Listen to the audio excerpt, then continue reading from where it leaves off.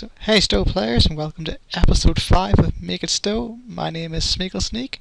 Joining me again this time I've got my co-host 4. Hey, hey. And for the first time I've got another co-host, Molasses. Hello. In this episode we're going to scan some stuff. We're going to have a look at some of the PvE that we really love in the game, and the idea is we're going to show you what we really like about it, and we really don't want this changed before we see the PvP Revamp. And then secondly we're going to have a look at the new console from the lockbox. It's the Subspace Rupture console. It's been causing havoc in PvP, so if there's already a triple patch in for it's been altered to be more in balance, so we're going to have a look at before and after with that console. But right now we're in the Rolar Nebula, and we're going to go scan some stuff and do an exploration mission. Okay, so cue the PvE intro. Here we go.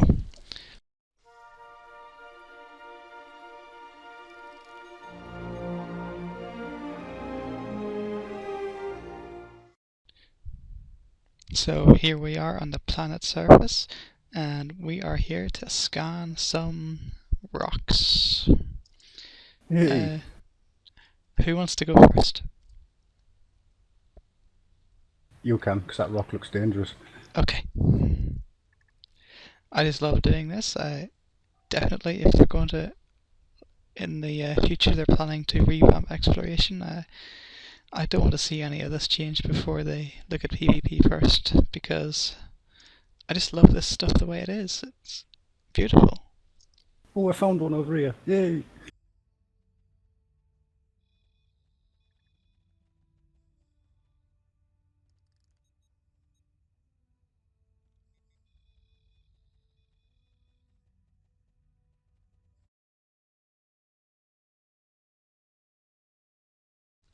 Don't you tell us that we didn't show you how to scan stuff. I found one over here, guys.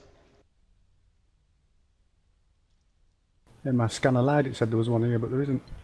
I found it. Smeagol got it, yeah. I hope we get some rare traces. Looks like we each have to collect 4.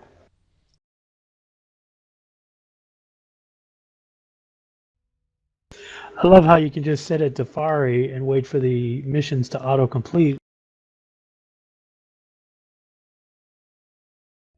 I find the reputation system absolutely fantastic, and I can't absolutely wait until they bring on the new one. Yeah, and I'm really looking forward to filling up more bars and doing more projects.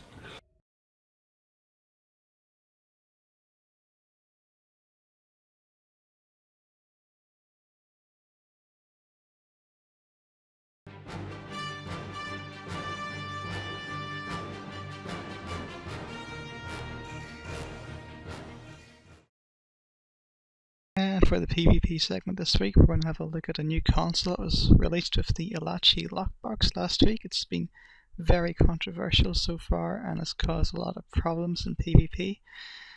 The console is the Universal Subspace Integration Circuit, and Molasses, you're going to give us the stats on that console. Yeah, sure. It's decreased perception and flight speed plus disable. It creates a level 50 subspace rupture for 10 seconds to all enemies within 3 kilometer radius of the rupture.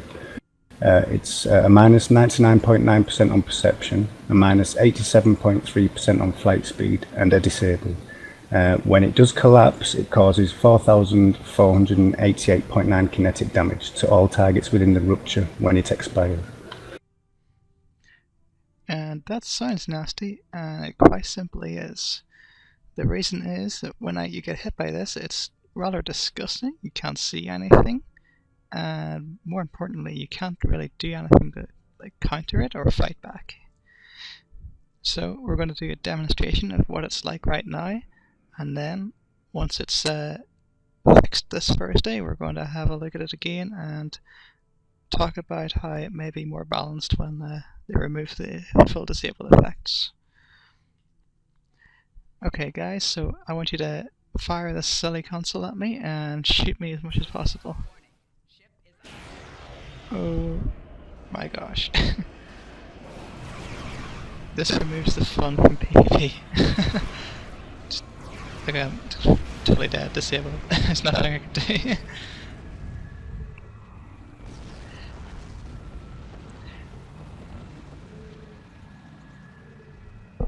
That was perfect timing, that, because you blew up exactly as it went off.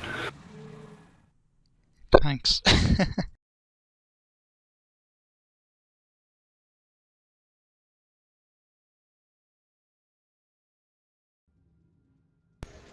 Okay, looks like they're going to go ahead and make some adjustments to the subspace integration circuit console.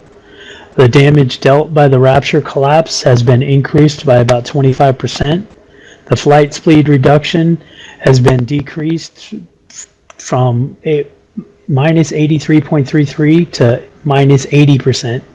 The flight speed reduction now takes all of the target's resistance into account when calculating the magnitude, and the disable component has been replaced with a weapons offline mode while within the subspace hazard.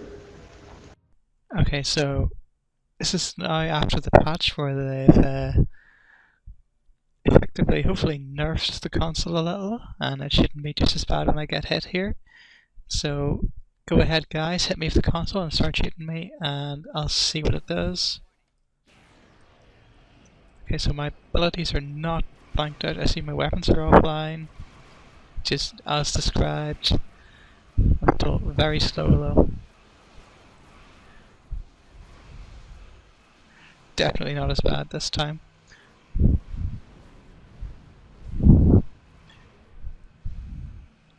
Definitely not as horrible as before, but still quite an annoying effect. I think overall the original design was just too over the top, and I think this fallback is pretty acceptable. I think it had to be counterable, and now you don't really have to counter it as much. It's sort of it's more of an annoying effect than a complete disable I win button, which is great. And so Yeah, we've also had issues with the console. It looks like it's been causing disconnects with people when it's being used, especially in conjunction with photonic fleets and exotic damage. Some Skills. science tunes. Yeah, it's been causing people to disconnect. There's lots of reports of it on the forum. Not only that, we have experienced it ourselves too. We had a PvP match yesterday, and it was the first weapon opened up by the opposing team, and two of us just instantly disconnected from that match. yeah, and then our launchers didn't work, and we didn't get back in the game. Yeah, it was a good 5-10 minutes before we managed to get back into the game. So overall, I think this new console is a horrible implementation or addition to the game by Cryptic, and PvPers in general do not appreciate this sort of new consoles and equipment with effects like this that really screw up your entire screen, and well, more than anything, annoys other people. It puts people off PvP.